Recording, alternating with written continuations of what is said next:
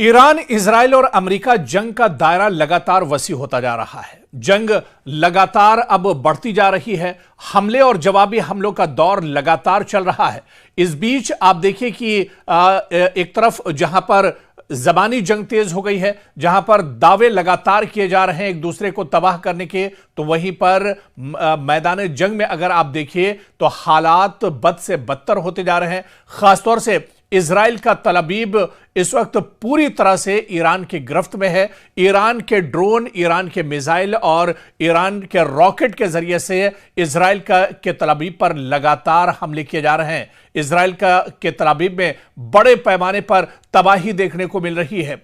और इस बीच ईरान में भी अगर देखा जाए तो इजराइल और अमेरिका लगातार अटैक कर रहे हैं। ईरान में तबाही का मंजर है, तो इस जंग में इजराइल को भी भारी तबाही का सामना करना पड़ रहा है। इजराइल के तल अवीव में लगातार सायरन बज रहे हैं। ईरान लगातार तल अवीव को निशाना बना रहा है। ईरान के हमले में तल अवीव में जहां लोग डरे सहमे हैं, तो वहीं काफी बड़े पैमाने पर तबाही का भी मंजर है पूरे तल अवीव में।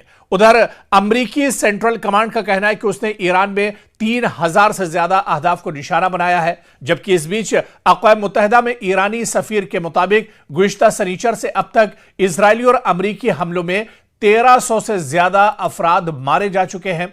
और वहीं पर अमेरिकी सदर डोनाल्ड ट्रंप का कहना है कि ईरान के साथ गैर मशरूत सरेंडर के सिवा कोई डील नहीं होगी। जबकि ईरानी सदर मसूद पज़ेश्कियान ने पुतिन से गुफ्तगू करते हुए रूस की हिमायत पर शुक्रिया अदा किया है।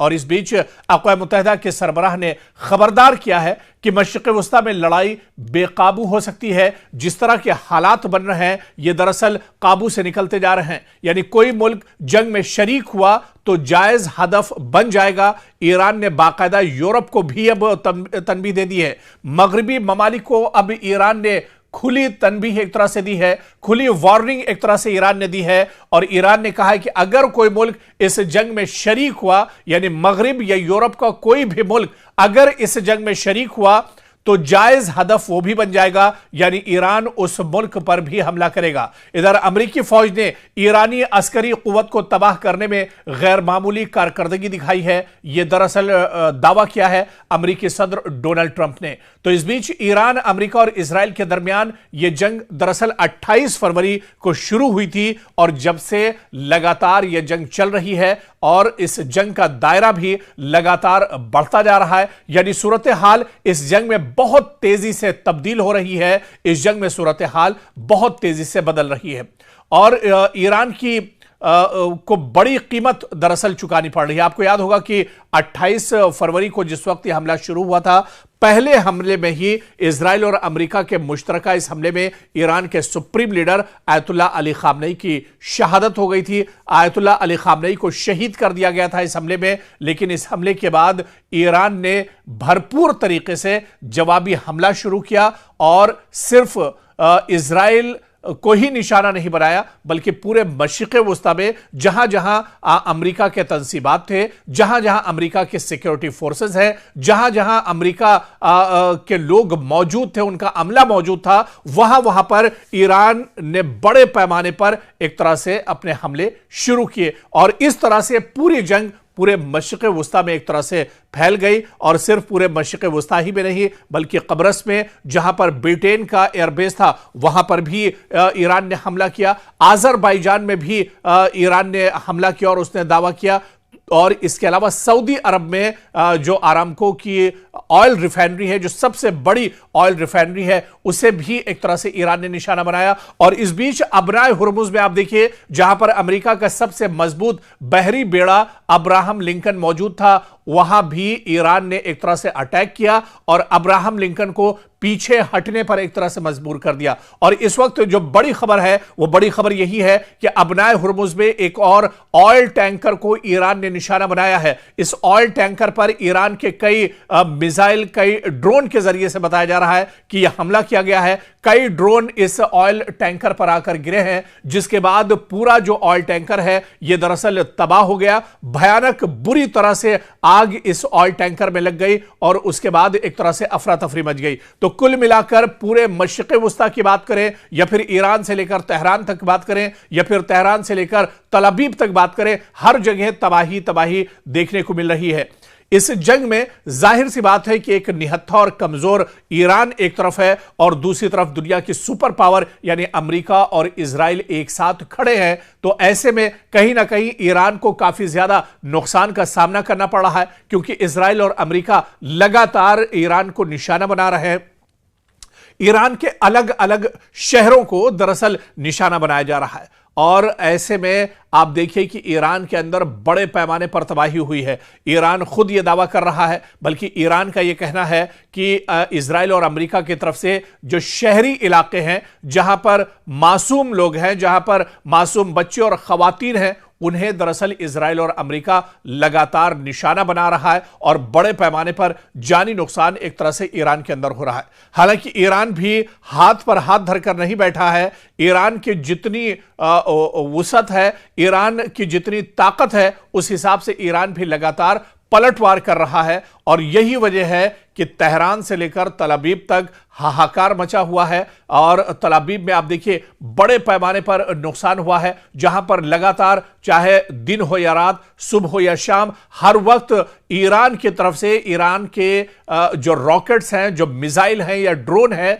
उनके जरिए से बड़े पैमाने पर तल अवीव में एक तरह से हमले किए जा रहे हैं। और इसकी वजह से तल अवीव में कहा जा रहा है कि हर वक्त लगातार सायरन बज रहे हैं, लगातार यहां पर जो अलार्म है, जो खतरे की घंटी है, वो लगातार बच रही है। क्योंकि तल अवीव से जो तस्वीरें हमारे पास आ रही हैं, जो कवरेज, क्योंकि न्यूज़ 18 के हमारे नुमाइंदे रिफत अब्दुल्ला खुद ग्राउंड जीरो पर तल अवीव में मौजूद हैं, वहां पर उनकी आंखों देखी जो खबरें हैं, जो सच्चाई है, वो हम अपने नाजरीन तक एक तरह से पहुंचा रहे हैं। और ऐसे में तल अवीव से जो तस्वीरें आ रही हैं वो दरअसल बहुत डरावनी है। लगातार आसमान के ऊपर ईरान के जो रॉकेट हैं या जो मिसाइल हैं वो गड़गड़ाते हुए एक तरह से नजर आ रहे हैं। और आप देखिए कि जो यहूदी बस्तियां हैं वो असल में डर की शिकार हैं। पूरे तल अवीव में यहूदियों में अफरा तफरी मची हुई है और यहूदी अपनी दुकान, कारोबार और अपने घर छोड़कर जो सेफ रूम है, सेफ जोन है, जो जेर जमीन टनल्स बनाए गए हैं, उसमें एक तरह से पनाह लिए हुए हैं। बल्कि कई खानदान तो ऐसे हैं, कई लोग तो ऐसे हैं कि जब से जंग शुरू हुई है वो डर की वजह से, वो खौफ की वजह से टनल से बाहर नहीं निकल रहे। और इस बीच पूरे तल अवीव की अगर बात करें तो सबसे ज्यादा तबाही इजराइल के अंदर तल अवीव में हुई है, जहां पर हंगामी सूरत हाल एक तरह से बनी हुई है और वहां के पल पल के अपडेट न्यूज़ 18 लगातार अपने नुमाइंदों तक पहुंचा रहा है। तो कुल मिलाकर जो सूरत हाल है, ईरान में भी बड़े पैमाने पर नुकसान हो रहा है, जानी नुकसान काफी ज्यादा हुआ है, क्योंकि इजराइल और अमेरिका लगातार जो इंसानी बस्तियां हैं उन्हें निशाना बना रहे हैं। जो मासूम लोग हैं वो दरअसल इस लड़ाई में निशाना इजराइल और अमेरिका के बन रहे हैं। आपको याद होगा कि 28 फरवरी को जिस दिन ईरान के supreme leader अयतुल्ला Ali Khamenei Israel के पहले हमले में शहीद हुए थे, उसी दिन एक बड़ा हमला अमेरिका और इजराइल की तरफ से ईरान के बच्चियों के एक स्कूल पर भी किया गया था और इस स्कूल में तकरीबन 200 बच्चियां शहीद हो गई। उनका एक तरह से कत्ल कर दिया गया इजराइल और अमेरिका के जरिए से इस हमले में। तो लगातार इंसानी बस्तियों को अब इजराइल और अमेरिका निशाना बना रहे हैं। जबकि दूसरी तरफ आप देखिए कि जो तल अवीव पर ईरान की तरफ से हमला हो रहा है और ईरान ने यह बात पहले ही साफ की थी कि उसका जो हमला पूरे मशरिक़ वुस्ता में है वो दरअसल किसी मुल्क पर हमला नहीं है, बल्कि जो अमेरिका के तंसीबात हैं, इजराइल और अमेरिका के जो इत्तिहादी जो ग्रुप्स हैं या इत्तिहादी जो फोर्सेस हैं या फिर जो अमेरिका का साजो सामान है, अमेरिका के जो एयरबेस हैं, जो उसके हवाई अड्डे हैं, दरअसल उन्हें तबाह बर्बाद किया जा रहा है, उन्हें दरअसल टारगेट किया जा रहा है। ये किसी मशरिक़ वुस्ता के किसी मुल्क पर यह जानबूझकर ईरान की तरफ से हमला नहीं किया जा रहा है। इस बीच आप देखिए कि सऊदी अरब में रियाज में जो अमेरिका की एम्बेसी है, ईरान ने उसे टारगेट किया। इसके अलावा दुबई में जो एम्बेसी अमेरिका की है उसे एक तरह से ईरान ने निशाना बनाया। तो कुल मिलाकर आप देखिए कि जो अमेरिकी तंसीबात पूरे मशरिक़ वुस्ता में है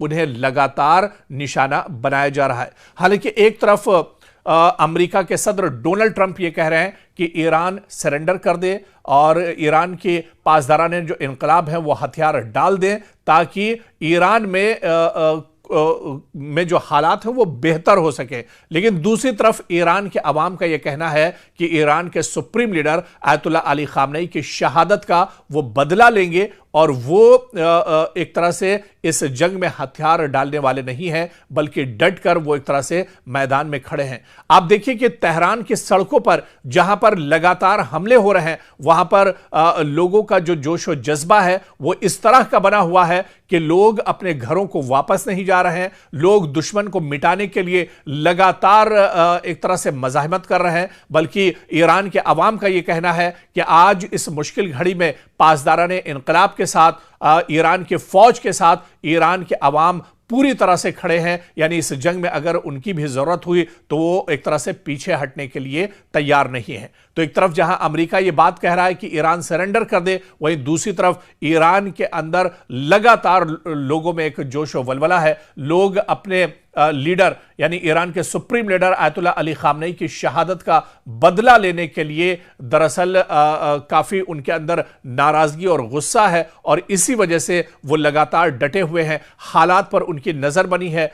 ईरान के अवाम का कहना है कि नुकसान कितना ही हो जाए, वो भी इस जंग में अगर शहीद हो जाए या उनकी भी जान चली जाए तो इसकी भी परवाह दरअसल उन्हें नहीं है। तो ये जंग अब दरअसल ये दायरा बढ़ता जा रहा है और जिस तरह से ये दावा किया जा रहा था अमेरिका की तरफ से, डोनाल्ड ट्रंप की तरफ से या इजराइल की तरफ से कि 2-4 दिन में जंग खत्म हो जाएगी, 1 हफ्ते में जंग खत्म हो जाएगी, लेकिन इस बीच ईरान ने बड़ा दावा किया और ईरान ने यह कहा कि यह जंग ऐसे खत्म नहीं होगी, उसकी पूरी तैयारी है और यह जंग अगर महीना 2 महीना और साल भर भी अगर चलती है तो ईरान एक तवील जंग के लिए पूरी तरह से तैयार है। और इस बीच तल अवीव पर जो हमले किए जा रहे हैं, इन हमलों की दरअसल जो नौयत है वो ये बताई जा रही है कि दरअसल शाहिद जो मिसाइल है उसके जरिए से यह हमला अब तल अवीव पर ईरान की तरफ से किया जा रहा है। और शाहिद मिसाइल की खासियत यह बताई जाती है कि दरअसल ये क्लस्टर टाइप की मिसाइल है जिसमें से एक साथ कई मिसाइल या एक साथ कई बम अलग अलग वक्त में निकलते हैं, जिसमें कोई भी जो डिफेंस सिस्टम है या जो दिफाई निजाम है इजराइल का जिसे बहुत मजबूत माना जाता है वो भी एक तरह से नाकारा साबित हो रहा है। और इन हमलों को दरअसल इजराइल नहीं रोक पा रहा है या इजराइल का जो डिफेंस सिस्टम है वो भी इन हमलों को नहीं रोक पा रहा है। तो बड़े पैमाने पर, और इससे पहले आपको याद होगा कि ईरान की तरफ से यह बयान आया था, पासदाराने इनकलाब की तरफ से यह बयान आया था कि अभी तो जंग की शुरुआत है, अभी तो उसने अपने लेटेस्ट हथियार निकाले नहीं हैं, अभी तो उसके पास जदीद हथियार भी हैं, उनका इस्तेमाल इस जंग में नहीं किया गया है, अभी तो यह शुरुआत है और यह जंग जब आगे बढ़ेगी तो दुश्मन के दांत खट्टे करने के लिए ईरान अपने लेटेस्ट हथियार भी निकालेगा। तो क्या अब सवाल यह उठता है कि क्या अब इस जंग में जिस तरह से शाहिद 4 का इस्तेमाल यहां पर तल अवीव में ईरान ने किया है, क्या एक तरह से ईरान ने अपने लेटेस्ट हथियार भी अब इस्तेमाल करना शुरू कर दिए हैं?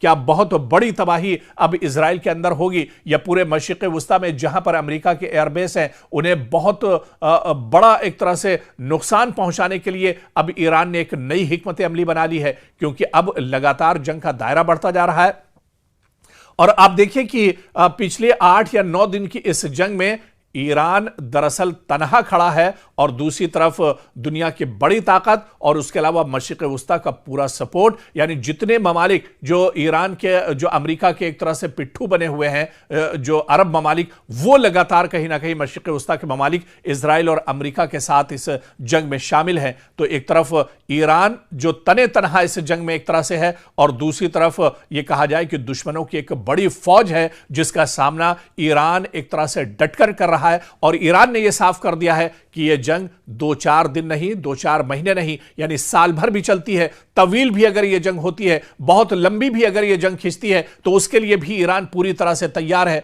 ईरान ने दरअसल अब ईरानियों ने अपने सर पर कफन बांध लिया है और वह पूरे अज़्म के साथ, पूरे हौसले के साथ और पूरी हिम्मत के साथ इस जंग में शहीद होने के लिए एक तरह से मैदान जंग में उतर पड़े हैं। तो एक तरफ दुश्मन की मिसाइल और बम है और दुश्मन लगातार एयर स्ट्राइक कर रहा है लेकिन दूसरी तरफ आप देखिए तो ईरान के पासदाराने इनकलाब हो या ईरान के आम अवाम हो, उनमें एक जज्बा है, उनके अंदर एक हिम्मत है, एक वलवला और जोश है।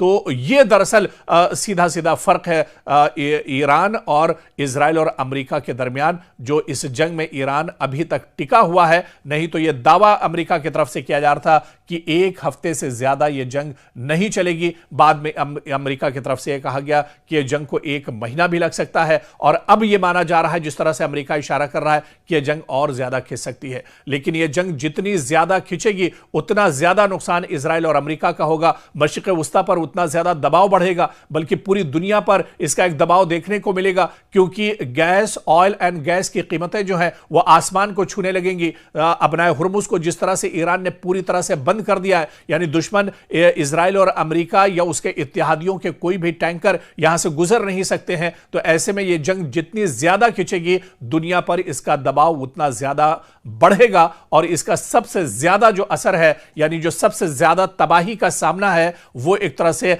अमेरिका, इजराइल और इसके अलावा मशरिक़ वुस्ता के जो ममालिक हैं, उन्हें भी आने वाले दिनों में करना पड़ सकता है।